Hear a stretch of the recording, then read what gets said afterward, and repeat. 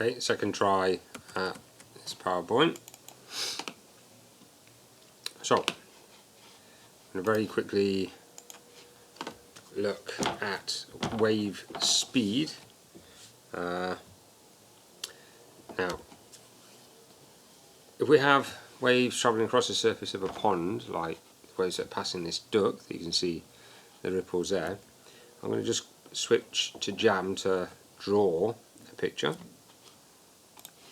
Okay, because it makes it a bit easier for me to explain.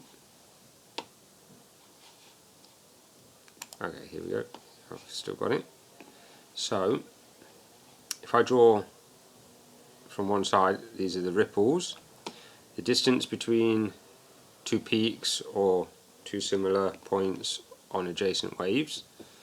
Peak and peak is the wavelength, or trough and trough will also be the same wavelength. The wave is travelling to the right hand side here. So we know that speed is distance divided by time. Okay. Now here, for example, in this example, we've got a distance, which is the wavelength, distance between two peaks. So if I were to stand here, okay, and I were to look at this, and I were to time how long it took for this one wavelength to come past, that means that the time, it will be the time period of the wave, time taken for the wave to pass a point, and the distance that the wave has travelled is the same as the wavelength. So I could write speed equals distance divided by time in a different way. I can write it as wave speed is wavelength divided by time period. Now the frequency is here 1 divided by the time period, as you can see on the left hand side, and if I rearrange that, I get time period is 1 divided by frequency.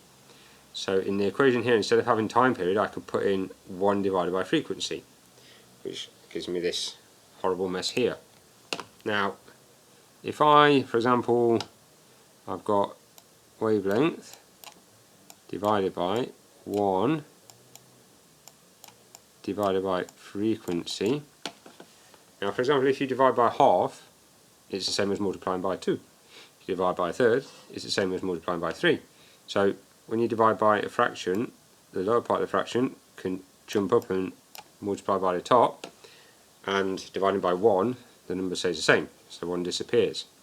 So that can then rearrange to, instead of wavelength divided by time period, I can put in 1 divided by frequency, and that rearranges to wavelength times frequency. And then I end up with this formula: wave speed is frequency times wavelength. And this is what we call the wave equation. So let's nip back to where we were. So the length of the wavelength is 0.25 meters. 2 waves pass the duct each second, so the frequency is 2 Hertz. So frequency times wavelength, 2 times 0.5 is 0.5 meters per second. So speed is 0.5 meters per second. So using these symbols, wave speed we refer to as v, velocity, frequency, and wavelength, with the speed in meters per second, the frequency in hertz, and the wavelength is in meters. There we go, meters per second, hertz, and meters. And we can put that in a triangle, because frequency times wavelength is equal to velocity. So frequency is equal to velocity divided by wavelength, or wavelength is equal to velocity divided by frequency. Okay.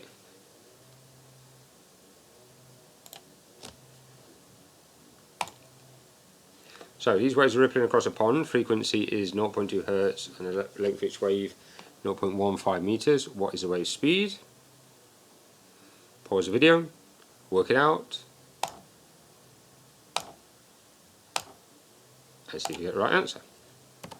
So then you've got Google Doc to complete with some questions and exercises. You've got a quiz and a summary with some anagrams and stuff as well. And off you go, and I'll get your grades coming back to you before the end of these classes, okay? for the electricity test.